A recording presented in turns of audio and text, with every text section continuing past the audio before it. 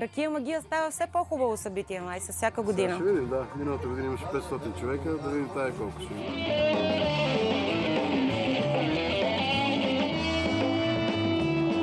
И най-лошата ракия е по-хубава от най-хубавата вода.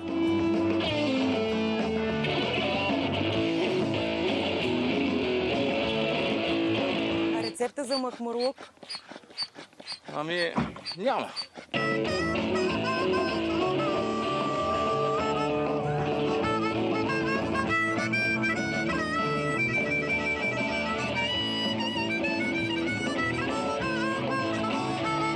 Така го измислихме като един вид малко да промотираме селото, малко за забавление основно на хората и целият конкурс е заради шегата основно, въпреки че участниците го вземат напълно на сериозно. Нашия конкурс е абсолютно неформален, в смисъл журито са обикновени ценители на ракията.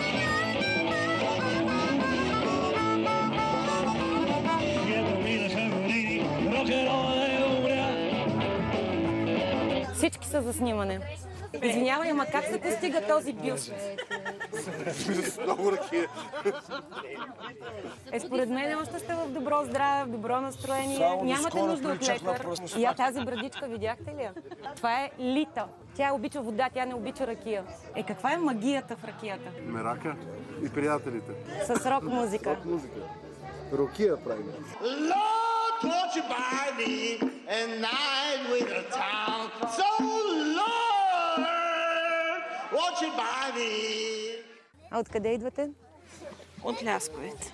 Какво ви харесва тук? Всичко. И самото село, мястото, музиката. Хипарски времена, музиканти, питници, поети. Имагинерна свобода, шарени, хвърчащи, незаети. И който и да дойде на власт, вечно хипи ще си бъда аз. Хипарски времена. За първи път с нея идваме на ракия магия. А друг път само двамата? Само двамата. А сега подготвили ли сте се и на нея да е удобно? Да. След малко ще надуем и дюшека.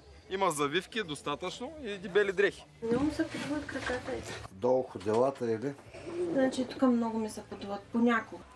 Значи той е статичен този отток, по принцип. Но е желателно, значи, да се направят следване. Пикоща киселина да се изследва, кръвна захар задължително и урина да се види албумин има ли или няма. Да. Разходки повече, нали, с удобни обувки. Това го взема и 3 месеца и така.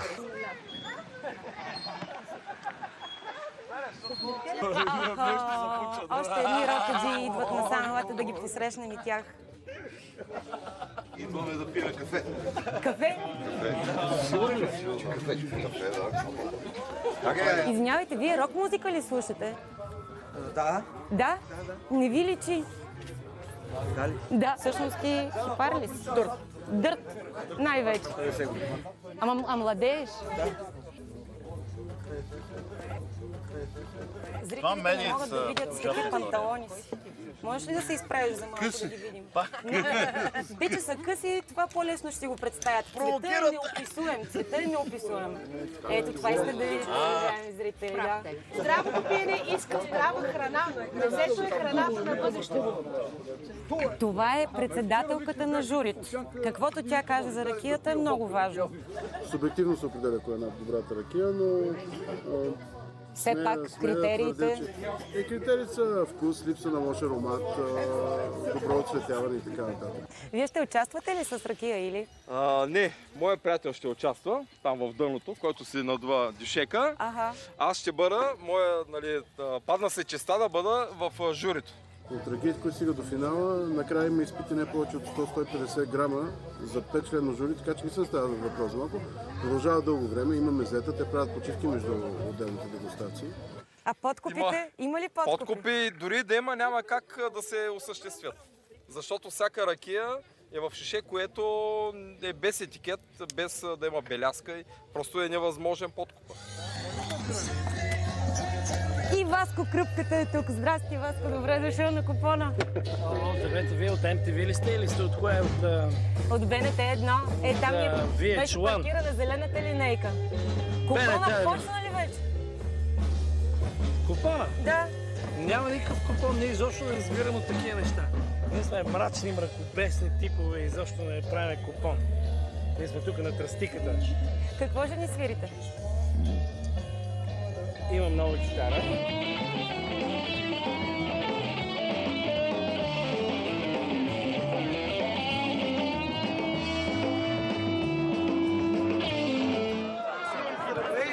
Аз имам гитара. Добре, че снимате преди концерта, защото след концерта няма никакви кадри. Никой не помни, няма спомен.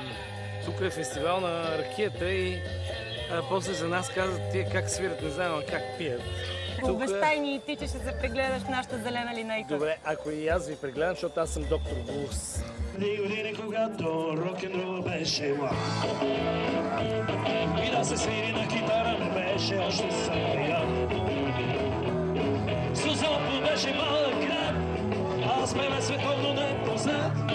Блажени години, рок-н-рол беше млад.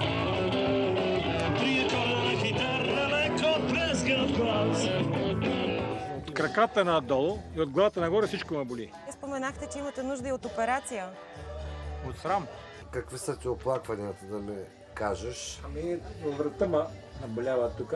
Имам шипове врата и тук ме болят ставите. Какво точно работиш? Ами, телекиджия съм. Телекиджия. Дише? Добре. Ето тук ще напиша. Стоячо, заповядай.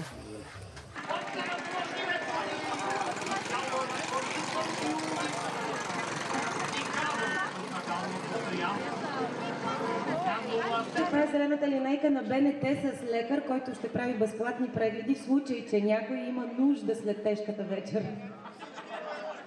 Само, че не е психиатър. Мамо! Мамо!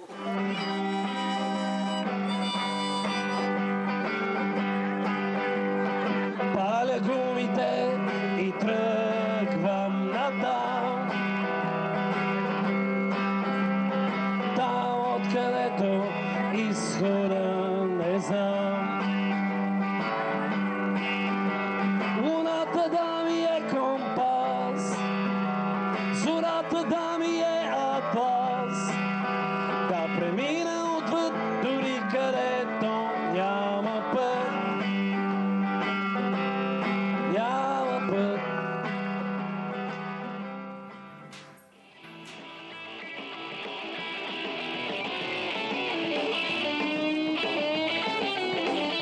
Аз съм доктор Блус. Така като те гледам, веднага ти предписвам една рецепта. Давай, става.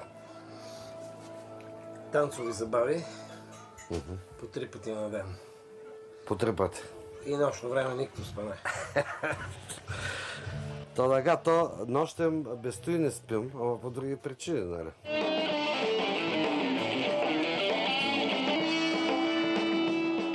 Музиката лекува. Като имам някакъв душевен проблем и музиката ме спасява. А хармониката го знаеш колко е вълшебна. Като засвириш и забравяш за всичко лошо. Така че дайте този блуз да го правим на музикална линейка и да ходим да лекуваме хората.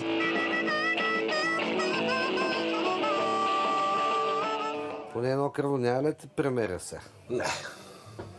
И кръвното определено. Добре. Дай да си го премеря да го видя. Аре на бас. Айде. По какво? Аз обичам шоколад с портокалови кори. Чудесно. Ти какво? Алканчица е така. Да речем. За мезенце, да. Надясната, ако може. Печелиш. Не съм мръднал, нали? Печелиш. 125 на 80. Направо съм като магаре годиняк. Абсолютно.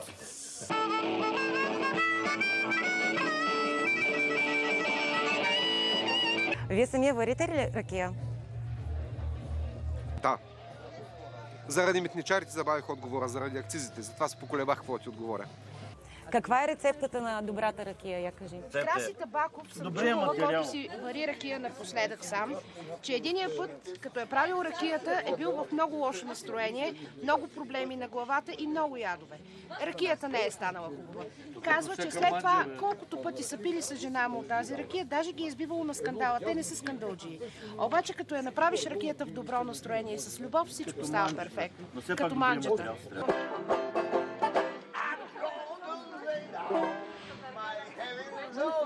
Чувствам лека отпадналост и тежест в краката. Така? Подуват ли се краката, или? Не, няма оттоци, обаче забелязвам, че отзад имам венички такива леко набъбнали. И нали, болка няма, не чувствам болка, но вечерно време чувствам тежест в тях и са ми тупкащи такива. Нормални пулсации.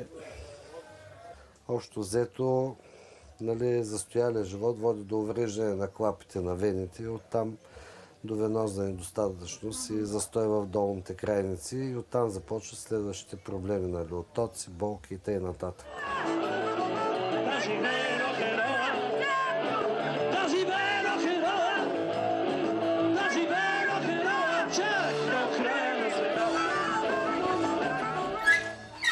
Намираме се в село Царева ливада. Хубаво място. Хубаво място с хубава природа и така уникален чист въздух. Да, усеща се. А как стана, че точно тук построихте своя дом? Лекувам това село. Нали, хората така и се грижа за тях и просто реших тук да си направя къща.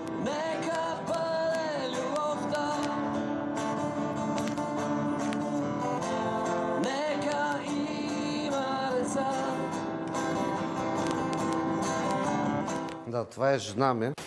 Казва се Цветомира. Здравейте.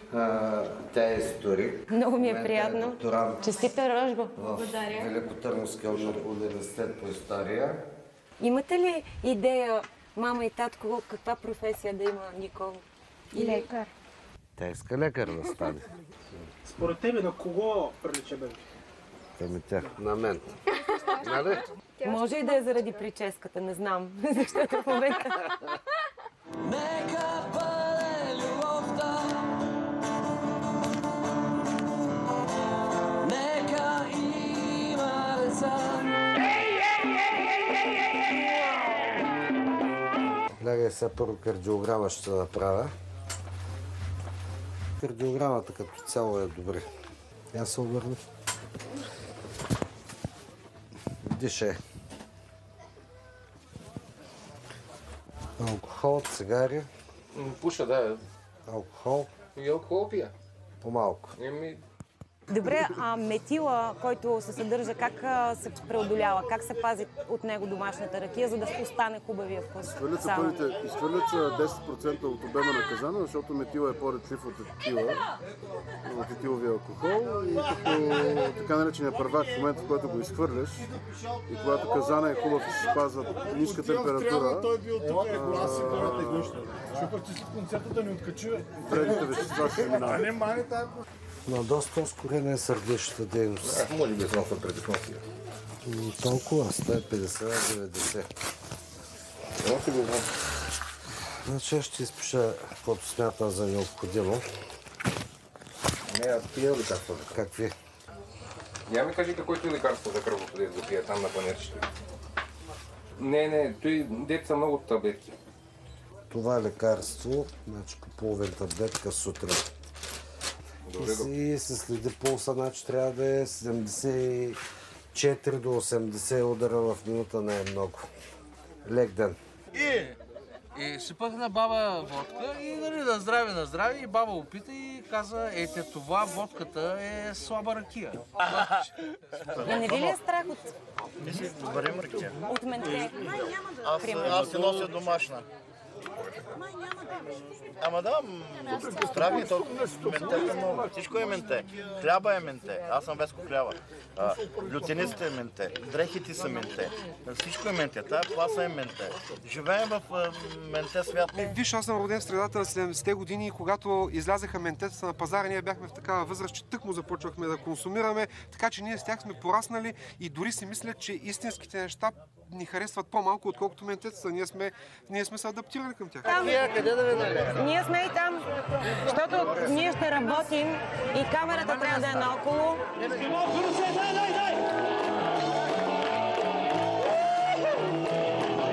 Аби дядо си внуци, чул се с наши зъци, всичко живо се събуди, да бяха като луди, да живее рок-н-рола, да живее рок-н-рола. Вече има и резистенция.